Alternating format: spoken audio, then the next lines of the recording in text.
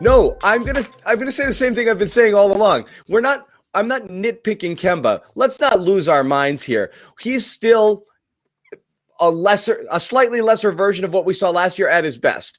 Right He's scoring 20 points every game. What I'm saying is, again, at his best, we're seeing roughly, that's a few glimpses. We're seeing flashes of what we saw last year, but you'd still say this version of Kemba, even if it's taking in the whole package, is a slightly diminished version of last year's Kemba. But that doesn't matter. If he was 90%, 95%, everybody walks away with a huge smile on their face. My Kemba concerns from the beginning of the year is, this is 3 more years left on a contract for a guy who's been shut down a couple of times. My worry is he doesn't make it either through this year or through next year, or to the point where all of a sudden you've got this massive liability in the latter years of the deal. So if you can find a way to deal him for anything close, I would have pulled that trigger. That's always been my Kemba take. I never didn't expect him coming back and looking pretty good for teams are playing in stretches last year.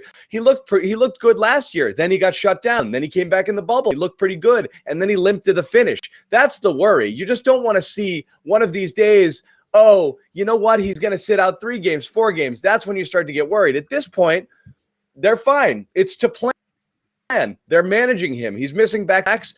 On the days that he gets a little bit of rest, he's come back and he's looked fresher. So right now the management works. If it's sustainable over the course of the season, we all win. Great. Victory for everybody. So far, I think it feels Josue's like joining it's us here. Damn, you guys are fired up. You were so fired up, John. You would think that Kemba just played an awful night. Where's your positivity? I said, where's his positivity? Let me know. I mean, it's just great play right now over his last 10 games. We're talking about like 45% from 3, mid 40s from the field. Who cares? We know he's had struggles inside, but you see how that goes over a longer stretch, because honestly, the line just keeps. What direction am I going here? Up. Every single game, it's a little bit better, and it's progress. And I think we all agreed coming into the season, John, that we were never going to see all-star Kemba again. That first month and a half or so that he was here, when he was the face of the team, on the ball all the time, getting all the shots, that's gone, not only because of his own health and slight decline, but because of the role Tatum and Brown are playing. It's got to be more shared. It's got to be more collective. So this is like the high end. We're talking John, like you don't 90% get it. That's fine, right now. but again, we have to look at the whole picture. In the same way, we weren't going to judge that poorly when he looked like he was moving well and shots weren't. Just wait, what's going on, man? Sorry, trying to get a better shot. All right, no, for real. He's trying to get some light in the shot this time. The same way, I like what Josue's doing. The same way we weren't going to freak out on nights he moved well and wasn't hitting shots, okay? Are we going to forget every single thing that you guys said as well along the way, which is he holds the ball a little bit too long. He's got to play off ball a little more. He's a little too ball dominant. You need the ball in the Jays' hands. He's a defensive liability. So that's the this question. Is what you guys are saying about No, that's him. a different question. You have to still – you take the whole package into consideration, and then you have a guy who coming into this week had a negative net rating overall in terms of his play. So again, this is the Kemba you need to see, because the issue is if he's not scoring, he has negative value. When he's scoring like this, absolutely, it's huge, especially for a team that doesn't have guys who can create their own offense. And it's huge. And I think one thing we notice here is I think Brad's got to really try hard to make sure that 2 of 3 of those guys are on the court as much as possible and stress that fact, because I think the offenses that only have one of the big 3 at a time is where they really start to stagnate. So, but when Kemba's not going, you're screwed. Now we haven't gotten to Tatum, which we will eventually, but you absolutely have to have Kemba being an offensive force to have any chance of this team being successful. So absolutely you take this. Josue, you haven't had a chance to weigh in on anything. I mean, I understand your concern, John, but I think that this team is in a position where they don't have to rely on Kemba to close out the game. I think if that was the case, I think if they had to rely on Kemba to be fourth quarter Kemba to win games, then yeah, that would be a humongous problem. But does this team win tonight without Kemba doing this? No. So, your point is valid because they needed that tonight. it made all the difference, his scoring in particular. But I think what's most important for Kemba is to obviously finish in the paint, get to the free throw line. I think when he's doing that more often, I'm less concerned. 12 3-pointers is a bit concerning. I'm with you, John. It's a lot of threes. That's when I start to worry that Kemba isn't confident enough to finish in the paint when he starts relying on 3-point shooting. But at least this time around, he was doing other things. 6 assists, 6 rebounds, like filling the stat sheet. Defensively, John, I know you probably overlooked this on a high note, but he got a defensive stop on Paul George. That 3-pointer, that counts, John. That's a stop. I like his defense. I do. So he's finding ways to be effective in other facets of the game. And the passing. Let's talk about the passing. What happened to Jaylen tonight? We'll get to that in a minute, but the resurgence of the ball movement is due to Walker. He largely has been on the ball popping in these last few minutes. When Kemba ramped it up, we lost Jaylen at some point. It's that whole true, but that's a different conversation, though. That would be an issue even if Kemba was 100%. No, I see what you're picking at. You're saying, did he get in the way a bit? Because at halftime, when I did my report, I'm saying, I don't know. Jalen's going off. I about Jaylen. But, because you did, but I knew Kemba was. We all did, right? You can see it in that second quarter. In my report, I'm like, Jalen's is the talk of the first half, but Kemba's warming up and look out. So I think when Kemba started heating up, Jaylen sort of stepped back a bit. Started 6 of 6 for Brown, and then he finished 2 of 8. Yeah, 2 of 8.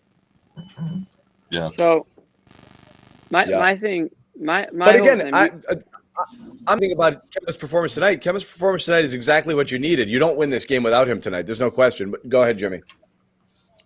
Yeah, no, I think we're kind of jumping around a little bit. Like, John, you're kind of focusing on like the overall Kemba experience, like not you're thinking so far. You're thinking like about year 4 right now, where it's like, well, why don't we just focus on this game and the last few games? And he's gonna play Thursday. They have an All-Star break coming up, and like so far, he looks healthy, and that's why I'm off the hook on my apology already, because I think he's already proven at least what my initial concerns were going to be, that we were going to get a guy that was just going to be, 60% and playing 20 minutes or, less. And so like for that, at least we're not getting that. So I'm way less concerned about the future than I am like the present. And honestly, like with Kemba Walker, the way he's playing right now, I mean, this team would be so much worse off if he needs to be the alpha on this team.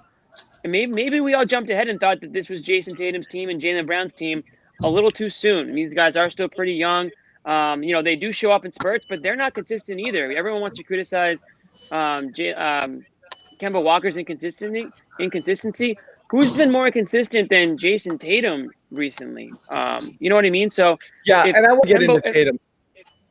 We will, but I just want to finish by saying, it's a good thing that it's an obvious good thing that Kemba Walker's stringing together these performances.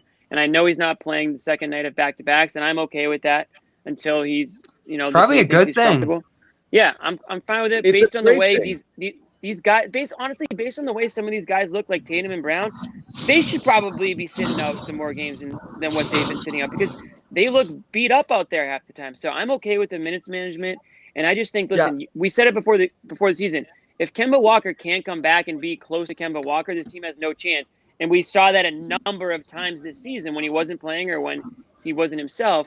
So the fact that he's very close, now the ball goes back to Jayson Tatum and Jaylen Brown. Where are these guys? Because now it seems like you said, John, can they all coexist?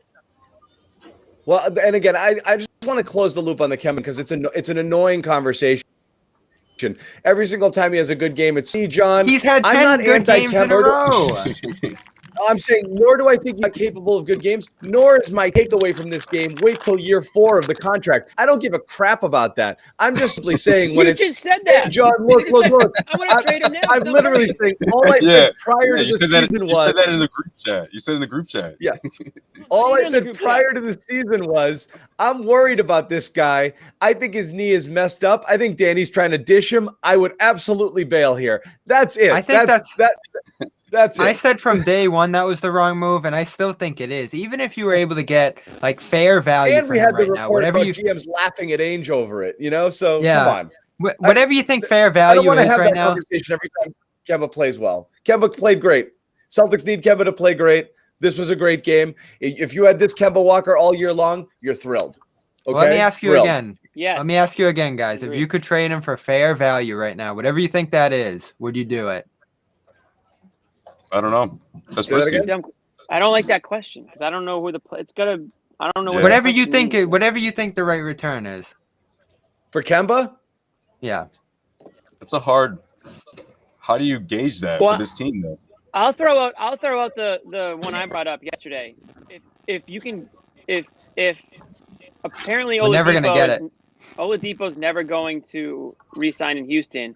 He's going to be a free agent at the end of the year. If the Celtics are dead set of getting away from Kemba Walker's contract, if they feel the same way John feels, where like we don't trust this guy's knee in year 3 and year 4, then you would look to get rid of that contract. If you can bring somebody in like Oladipo, and if you have to trade them something else to entice them to take Kemba Walker, whether some sort of pick package, would you But make you're that much type of a worse trade? then, aren't you? Like you're 10 times worse. No, you're not. But you're not 10. Kemba Walker's 10 times better than Victor Oladipo. What's Oladipo shooting this year? Like 30s? 39%. It's been really bad. Yeah. Kemba's also shooting 39%.